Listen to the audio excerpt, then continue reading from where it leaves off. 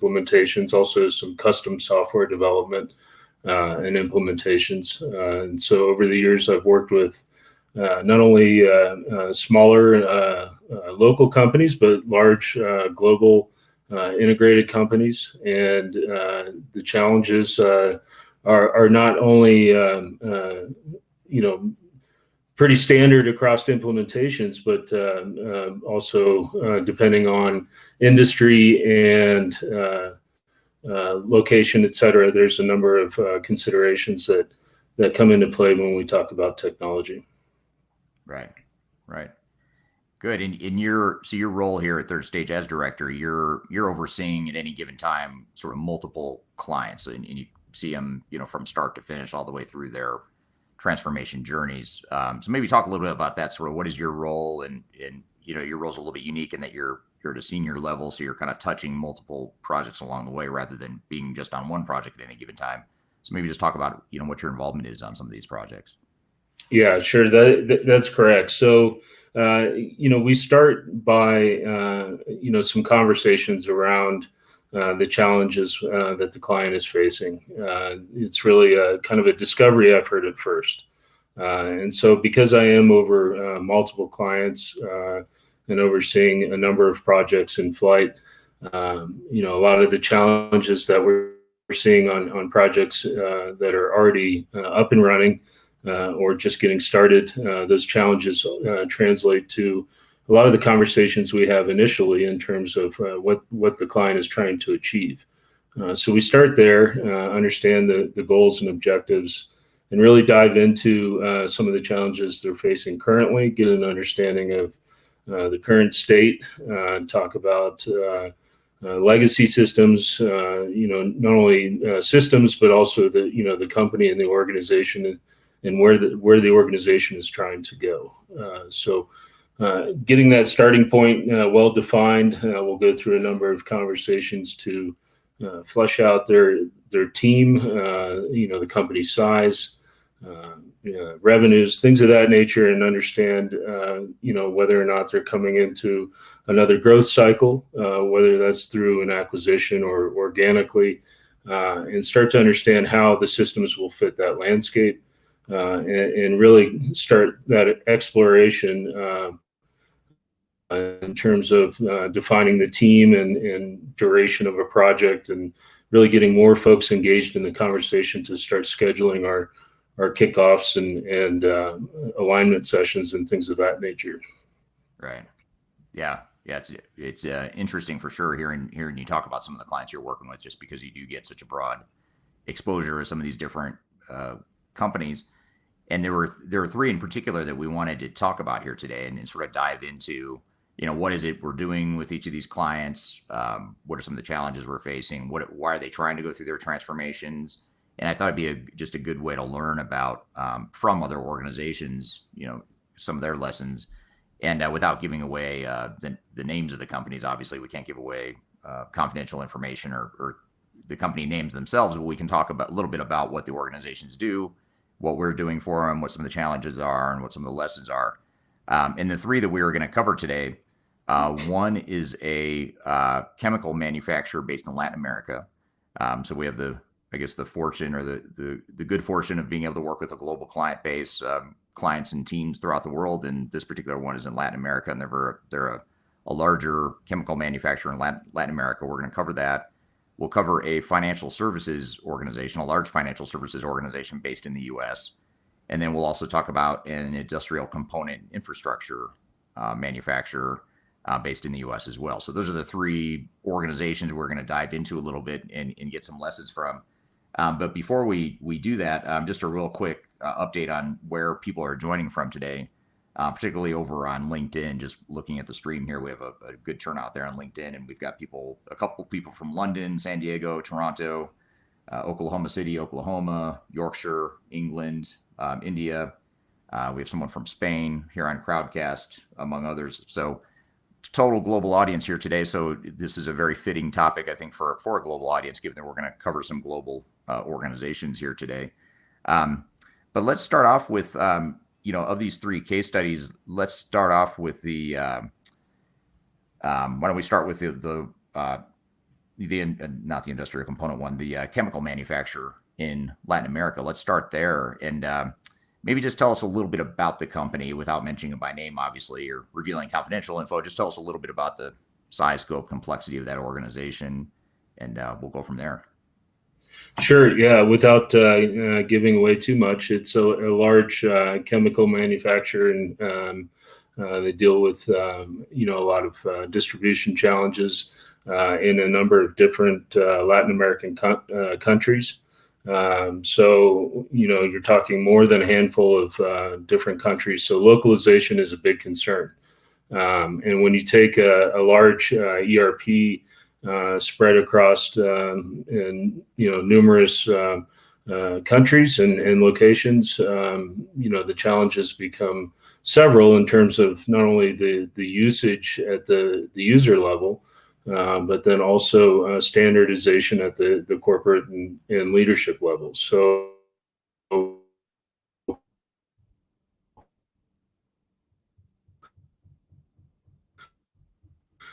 trying to establish at the leadership as that across a number of different countries.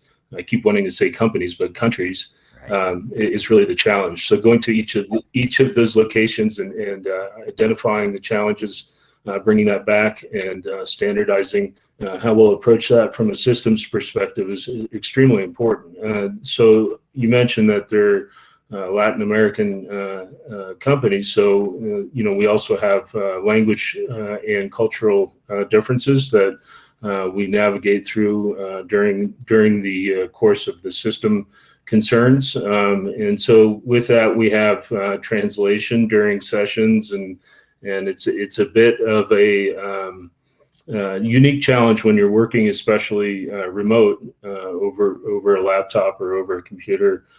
Conducting sessions with translation. You have a lot of real-time chats that are going from Spanish to English or English to Spanish, and then also discussion and decisions being made in those meetings.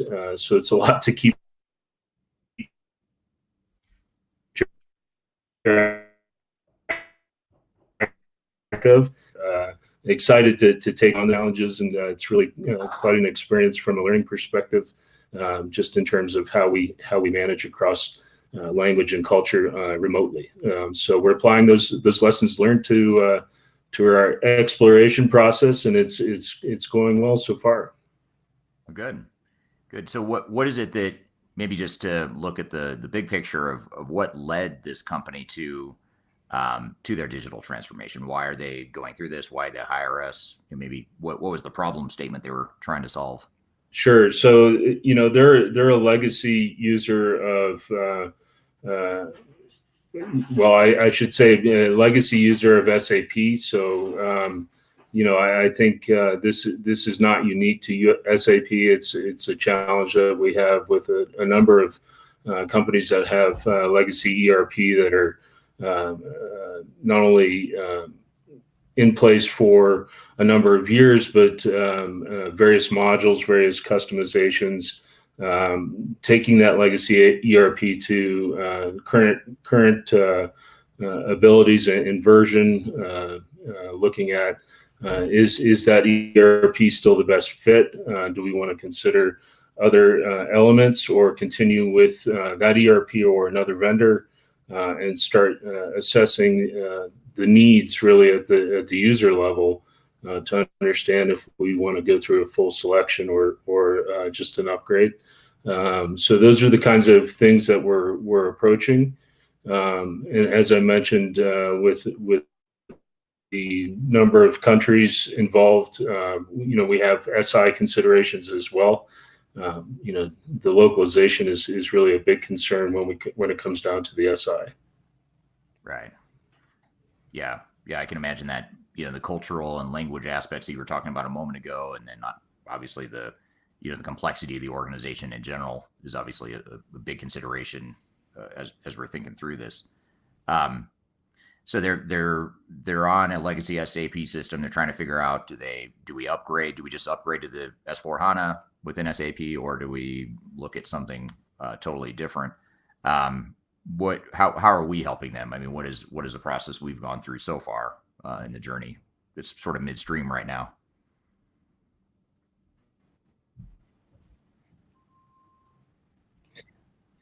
Yeah, it's selection methodology.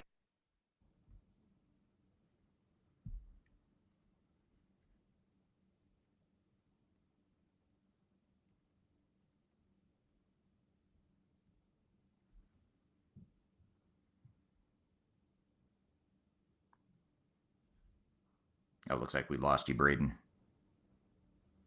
All right, we'll try to get him back on here in a second. There's a bad connection here, so we'll get Braden back on here in a moment. But where maybe I'll answer the question for him while he's reconnecting. But in general, we were hired by this organization to do a software evaluation and to help them through the evaluation process. So that, I think, was what Braden was starting to talk about, was the evaluation process that we're going through. And now you're back, Braden, so I'll let you finish. I was trying to answer it for you, but I wasn't doing a very good job, so I'll let you answer that question again. No, I'm sure you were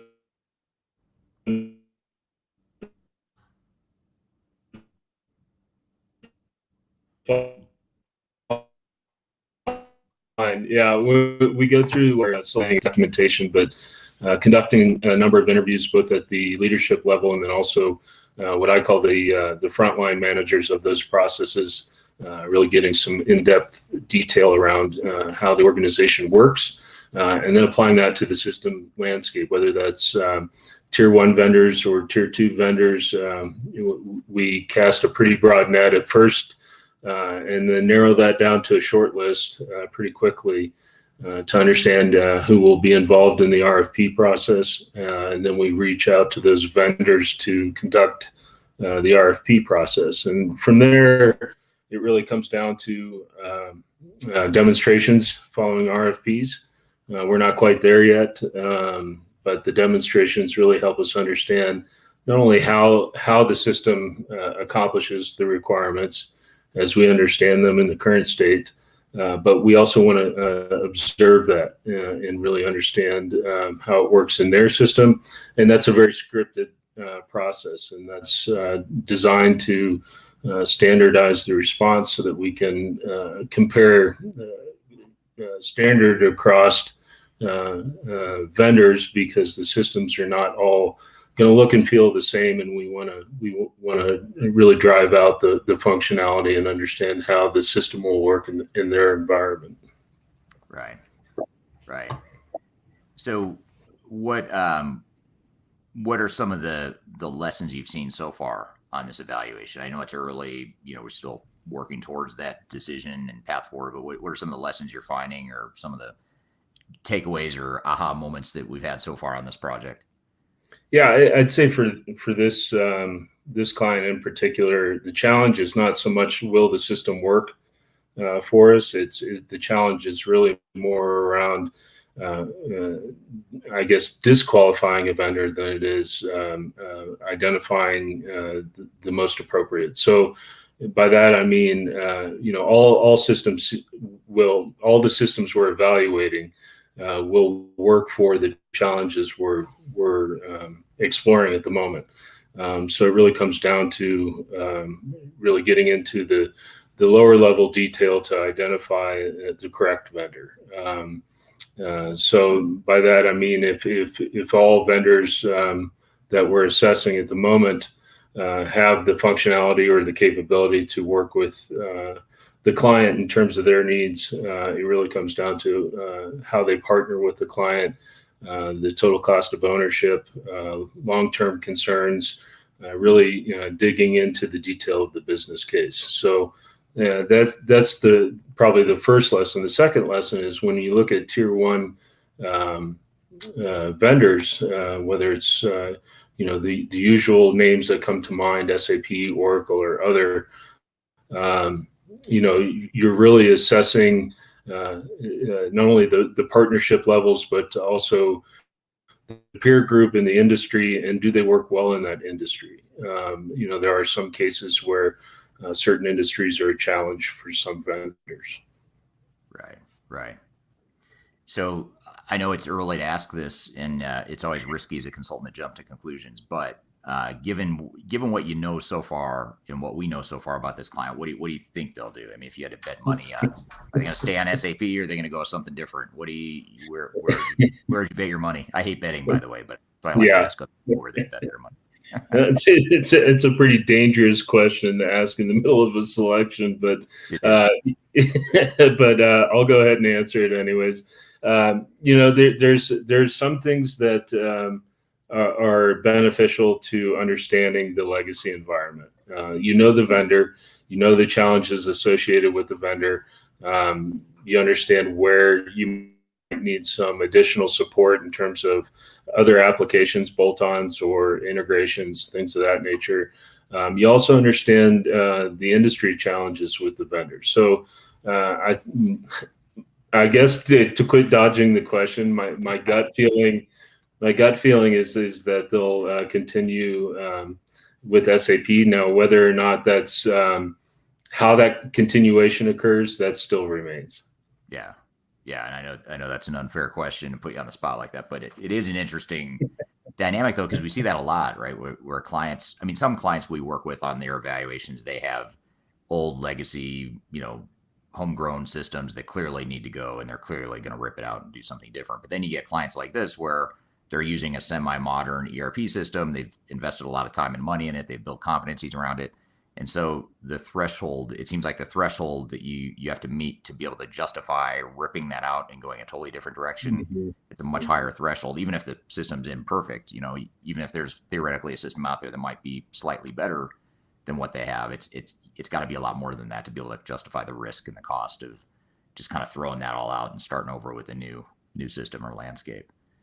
Yeah, that's absolutely correct. And, a lot of times our clients, and this is true of, I think most of our clients, are going through some kind of life cycle event, and that triggers the need for adjustment, whether that's throwing out a perfectly good system. And I don't want to say throwing out, because we do carry forward a lot of the process, a lot of the understanding that the system provides. But if we're replacing that with a new system, the business case has to be pretty sound. And I think that's what I mean by when I say disqualifying other vendors. You have to have a really good reason for why one vendor works and why another vendor doesn't.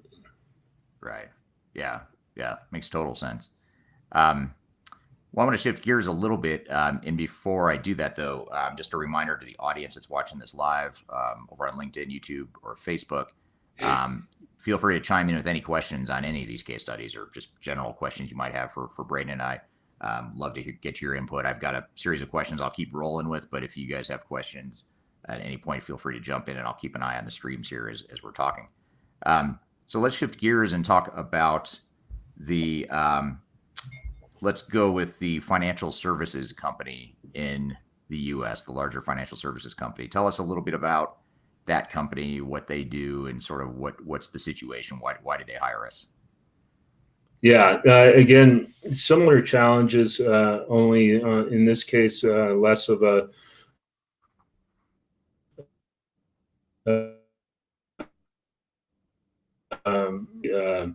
remote concern. We're looking now more at just more of an upgrade to the latest and greatest.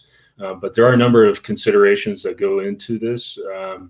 It's really not only bringing the technology forward, but some of the overall business strategies. You talk about things like reporting strategies and start getting into the complexities of reporting on large U.S. concerns. That's a difficult and unique challenge when you're talking again about tier one players, because you need to understand the underlying data structures, really how the data structures play into the long-term goals of the organization, and getting those established in the process as you're getting prepared to stand up an ERP implementation. So it's really our role in this is different in the sense that we're not going through a selection per se on this effort. We're more providing some guidance around large implementation and really using our quality assurance framework to to assess the project as it moves into implementation. And we're still very much in the planning stages. So we're looking at the underlying planning, how the SI is partnering with the client, and really how long term not only industry expertise plays into the strategy, but also how the teams are structured, making sure that we have alignment from the leadership level down, and really helping to make sure that the system plans and designs are in place appropriately before implementation. Yeah. Yeah. So look, quite a bit different than the last case study we just talked about, in that the path has already been defined, the technology has been selected. There's sort of a general strategy that they're marching towards, but they hired us to help make sure that the implementation goes well, and that they kind of fill in some of their blind spots on their team. And this is another one, and I intentionally picked these 3 case studies because they are fairly early, and you get some of those initial first impressions from the projects, and you and the teams that are working with you are getting a lay of the land in many cases on these projects, including this one. Well, what are some of the initial, just at a high level, some of the initial buckets of risk or challenges that this client are facing, or that you see on the horizon for this particular implementation so far? Yeah, I think, not to get into too much detail around the risk, but I think it's a common risk that we find in large implementations, and that's really identifying the appropriate expertise. It's really a challenge even at the global level to identify people that have the depth of experience that you need going to a newer technology. You mentioned HANA before, and that there's the talent pool for experience in those implementations is limited, right? So identifying people that have been through these challenges, whether they be reporting challenges, data strategies, logistics, warehouse challenges. There's all kinds of challenges that are associated with a new system, and not having the maturity of that system in the marketplace to be able to point to other case studies. You're kind of leading from the front, and that's a difficult challenge. Yeah. I would think, especially for a relatively conservative industry like financial services, and I don't mean conservative politically, obviously, I mean more risk adverse and more focused on controls and that sort of thing. It seems like the risk is a bit higher in that regard.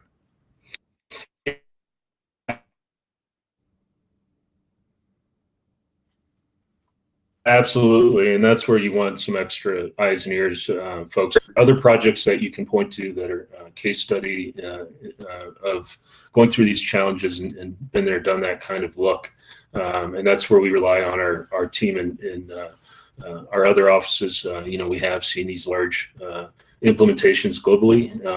The number of implementations here in the U.S. is probably limited, so finding those case studies in the U.S. is not always easy. So that's where we lean on our global offices to identify where these implementations have occurred previously. Yeah, and I know on this project and in other projects that you're involved with and we're involved with, we have a lot of cross-pollination between offices and team members. We have an office in London and then an office in Brisbane, Australia, with teams based there. So it's kind of nice to be able to draw from the global skill set there to support that.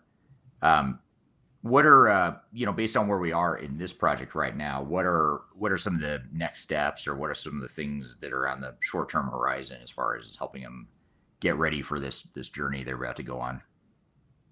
Yeah, it's really coming back with some pointed looks at where we go next in terms of architecture concerns. And as I mentioned, that's both at the data level, but also at the reporting level. So, do we partner with other vendors in the mix in terms of SAP and other, or do we go more with a purist strategy and lean heavily on SAP as the vendor and bring them in to leverage their expertise in these areas of challenge? And I think when you're talking about a large SAP implementation, it makes a lot of sense to leverage their expertise in the areas that we need. And getting other vendors at the table can sometimes overcomplicate things, and it's a delicate balance. So we want to meet the need. We want to identify the best approach, but we also don't want to overcomplicate things. The old adage of keeping it simple definitely applies here. Yeah, yeah, especially when you've got a complex transformation like that, a complex organization, a very large organization. It can be easy to get lost in the details and overcomplicate things. So I think that's a good sound advice. It's interesting, just as a side note, it's interesting that, and I didn't realize this until we actually got into this discussion here today, but as we were planning for this, it didn't occur to me that we have two of the three examples here are somehow SAP related. One's an existing SAP customer that's trying to figure out, do we stay on SAP or do we upgrade to S4HANA? And then, in this case, it's one that's already decided they're going to implement S4HANA and they're heading down that path. Do you think in general, we as a company are starting to see, even though we're independent, we're technology agnostic, we're not aligned with any software vendor, we're not affiliated with SAP. We do a lot more than just SAP implementations. We do, Oracle, NetSuite, Microsoft Dynamics, et cetera. But it seems like we're seeing more SAP projects recently, or either troubled projects or ones that are underway. Do you think that's a bigger trend in the industry, or is that just a coincidence that we're talking about a couple of, two SAP projects in particular here today? Yeah, I think it's both. We're talking about SAP a lot right now, I think, because there are a number of companies that are looking at S4HANA. And as I mentioned, newer product, newer challenges. And it's not only, SAP specific, but we're also talking about cloud versus on-prem right now. So that's a big part of the conversation. A lot of the newer versions bring in cloud concerns, and you're talking about not just a shift in strategy, but also a shift in the personnel that the client needs to consider in terms of things like data strategies, integration, support, training, education. These are all things that with newer technologies become difficult, as I mentioned, because the number of resources available to handle those challenges, again, are limited. So there are ways to bring in that expertise over time, but trying to hit it in a large implementation where you're bringing in significant resources to address concerns early in the project. That's a considerable challenge. You've got to reach out to more partners, more vendors, more consultancies to understand if they have the resources available to handle the implementation. So I think SAP's we're probably hearing about it more because we're doing it more. So we find that people are interested in our experience because we're addressing these challenges frequently right now. Yeah, and it seems like as we as a company have grown, our client base has gotten larger, in terms of their size, and so that leads you towards more SAP implementations as well. So it seems like there's a number of factors at play there. One that is less likely, although we don't want to jump to conclusions here either, but the third case study we have today is probably a lot less likely to be heading down the SAP path as part of their journey. But before I jump to that conclusion, maybe we could talk about the industrial components and infrastructure product company that's based here in the United States. Tell us a little bit about them.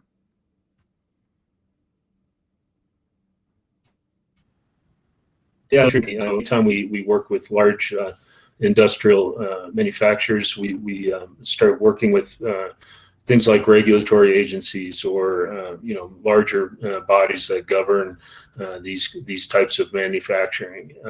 So the challenges become more on the supply chain side. We start talking about more logistical challenges. We start talking about location challenges. A lot of these manufacturers are in rural locations or sometimes remote location, and so you start looking at infrastructure challenges, all kinds of things that may not apply, especially when if you compare it to like a financial services company, for example. We're not talking about more of a corporate implementation. We're talking more of a frontline operational implementation that really becomes the concern. And so, we spend a lot of time in the actual manufacturing process, understanding the challenges associated with a manufacturing line, whether they be planning MRP, or if it's more of a shipping and logistics concern. These are all things that are much more detailed at the process level. So the interview process becomes more detailed. Understanding the requirements becomes much more detailed. But in a lot of cases, especially when you talk about manufacturing, you're taking a client from a green screen, a system that's been in place for 30 or 40 years, and bringing that into today's technology, and that's a quantum leap. So with that comes a lot of training, a lot of education, just in terms of today's capabilities. And really, it's the thing you find yourself educating people on is they don't know what they don't know in terms of if you've used the same process and system for 30 to 40 years. You're not going to quickly understand what's available to you in today's technology at an ERP level. It's a massively different process. We're not talking about printing out reports and reading printouts and marking up printouts anymore. We're doing that in workflows within the system, and a lot of that is automated. So the process changes significantly. And so, designing that process and change management, all the training that goes along with that is really more of the challenge in this case. Yeah, that's an interesting point and an interesting contrast to especially the first case study where, we're talking about, that potential incremental upgrade from an old legacy vendor to the newer vendor product. Here we're talking about less likely to be a incremental upgrade, more of a big shift. And I think that seems to be an area or a measurement of magnitude that a lot of times companies don't understand or think about is, how big of a change is this really going to be for us? Is it more incremental? Is it a massive, use the word quantum leap? And those are two different paths with two different strategies and different types of pressures and risks and that sort of thing. So that's really interesting contrast especially compared to that first case study we talked about. Yeah, absolutely. So it's it's really, I think it comes down to spending more time in that collaborative environment to really get the client involved in understanding what it's going to take to go through that transformation, right? So it's kind of going along for the journey. The journey really becomes more of the process than the actual technology, because you're getting a new understanding of how you're going about your daily work, basically. Right. Yeah. Yeah, and the change strategy is going to be totally different. There's more risk. There's usually more cost associated with that. There's more time. So you compare that implementation roadmap compared to one that is less of a change, you're probably going to end up with two different paths and two different answers, which is why that cookie cutter one size fits all approach is so risky with organizations that are going through projects like these. Yeah, absolutely, and it's really exciting too when you start looking at companies that have been doing the same daily process for 30 years. when you start talking about making these massive adjustments, it's exciting to see how that transformation takes place. You're talking not only about efficiencies, but just a new way of doing things, and it makes things in a lot of cases simpler at the user level once new systems are adopted in cases like this. But it also starts to shed light on a better way of doing business, just in terms of understanding things at a detailed level that maybe weren't available before. Right, right. So, you sort of touched on this already, but when you talk about the magnitude of change and how big of a change this is going to be, in addition to that magnitude of change in this particular case, what are some of the biggest challenges that this client is facing, or that we're facing as a team in helping this particular client from what you've seen so far? Yeah, and it's interesting. We're hearing a lot about the supply chain crunch right now, right? And I think that's part of the challenge, because when you look at things like the MRP process, for example, there's only so much you can do in terms of efficiencies and in making the supply chain challenges. Finding solution to the supply chain challenges. There's I think just an understanding now that we need these systems more than ever, because we need better information to handle the challenges. We need to go further than just our tier one suppliers. We got to look at tier two, tier three. We need that information to be able to adjust ordering, products, goods, things of that nature. Is not we can't just do business as usual. So we're having to have further looks into our value chain and really get better detailed understanding of lead times and things of that nature. So it's really kind of designing that system at a more detailed level in terms of you're trying to solve for a real world challenge now, in addition to solving for your business. And so taking those into consideration really kind of augments the discussion to say, okay, we're in a real world challenge right now. How can the systems help for that challenge as we continue to not only serve our current client or customer base, but as we grow and expand in this environment? This client in particular is opening new locations. And so standing up new locations in this challenge is something that we need to consider. And again, the same challenges that I mentioned in the first study apply. New locations bring new cultures and new environments into play that we need to standardize and align and get the messaging out there that the system will help drive not only the workflows, but also the communications and how we work across locations and cross-functionally and get out of silos and integrate our business more tightly. Yeah, you hit on a couple really interesting points there. They're big, massive issues, that obviously in one, and that's top of mind for a lot of organizations. And then you talk about the cultural shifts that this all entails. On the supply chain side, I guess this is more of a general question, maybe not so much just for this particular client, but you can answer it just for this client if you'd like. But I guess I'm curious: are you seeing that organizations in general, including this one, do they have a good handle on what it is they need to do to fix their supply chain issues? Whether it's technology improvements or process or people issues or all the above, or what's your read on that, just from what you're seeing right now with clients? Yeah, I think the biggest thing that I'm hearing consistently is just when clients go to address this challenge, finding people is probably the biggest component of the equation.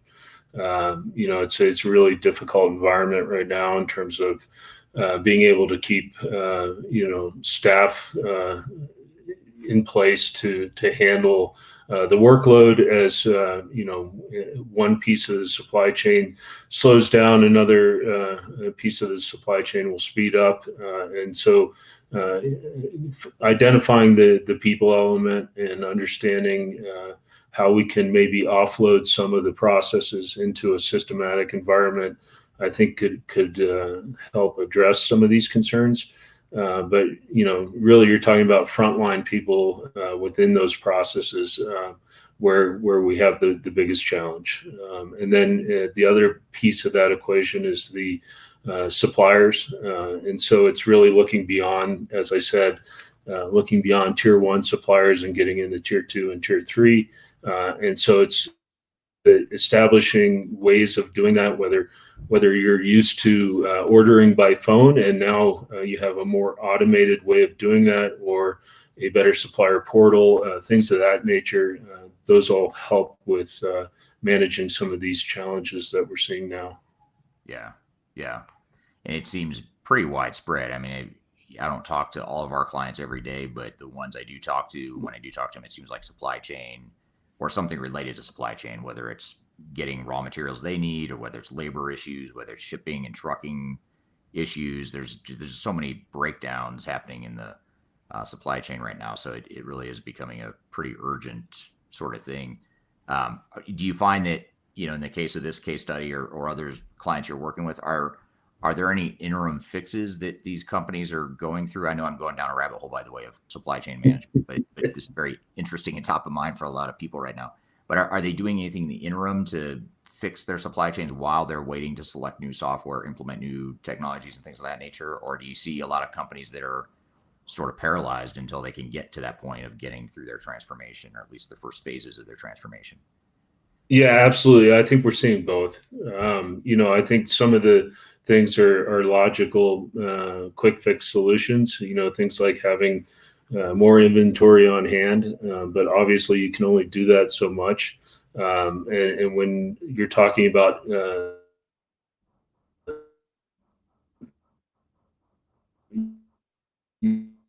you know, everyone facing related in those locations, right? So, and then the other thing is better visibility into the logistics. So once product leaves the door, where is it? When's it going to be there? These are very basic challenges that really come down to communication and availability of information, right? If we know where something is, we can push on it to get there faster. If we don't know where it is, then it's going to get there when it gets there. And these are the kinds of things that they sound simple, but when you're talking about everyone facing this same challenge, even at down to the consumer level, it's really we've got to get better systems in place to handle the communications and move product faster. Yeah, absolutely, and at least anticipate where the problems might be and give you some time to react to it or adjust to pivot from that. Sure. Yeah. So I guess to close the loop on these three case studies, then they all happen to be, although they're all very different industries, different geographies, different issues and technologies they're dealing with. What are some of the common themes, in these three case studies, as far as lessons or takeaways for organizations that are about to start their transformation? Because all three of these case studies are pretty early in the journey. Are there sort of themes or a couple different themes that you're picking up on in these case studies and others where we're early in the cycle like this? Yeah, sure. I mean, you mentioned it because they are early in the stages of development. I think alignment is key, right? So getting alignment at the leadership level, and then really getting it at the teaming level to make sure that we're all marching towards the same goals and objectives as it relates to the implementation. Adopting some of those newer ways of doing things leads to training. So getting the right teaming in place for training and understanding of the system establishing those kinds of communications to really head off the change challenges that we face. These are pretty common themes with all our clients. I think going through any kind of transformation in terms of the system, whether it be tier one or a tier two, tier three system, we really want to get that adoption at all levels, and that takes time, it takes effort, it takes meetings, and everyone has a day job, and so trying to take away time to participate in these meetings, to talk about the system, to talk about some of the cross-functional issues, getting out of silos, and really looking at how data flows throughout the organization. These are all common themes. Yeah. Well, that's good. That's good stuff. It's a good place to wrap it up, and a good summary for anyone about to start a transformation. And that's exactly why we wanted to have you on here, was to kind of learn as in real time as these lessons are popping up in these case studies. What are some of the things we can take away and apply to other situations? So really appreciate you having you on the show here today. Yeah, happy to be here. Thanks for having me. Absolutely, and thanks to the audience for listening. And be sure to check out this interview. We'll edit it and polish it up and make it part of our Transformation Ground Control podcast, which will come out a week from tomorrow. So you can check out the full episode with this interview along with others in our episode of Transformation Ground Control, which you can also find on YouTube. You can watch it on YouTube, or you can subscribe to any of the audio podcast platforms like Google and Spotify and Apple Podcast, all that good stuff. So thanks again for being here, everyone. Appreciate you joining here on a Tuesday, and look forward to seeing you in the next session. In the meantime, hope you're all having a great day, and we'll see you all soon. Take care. Thanks again, Braden.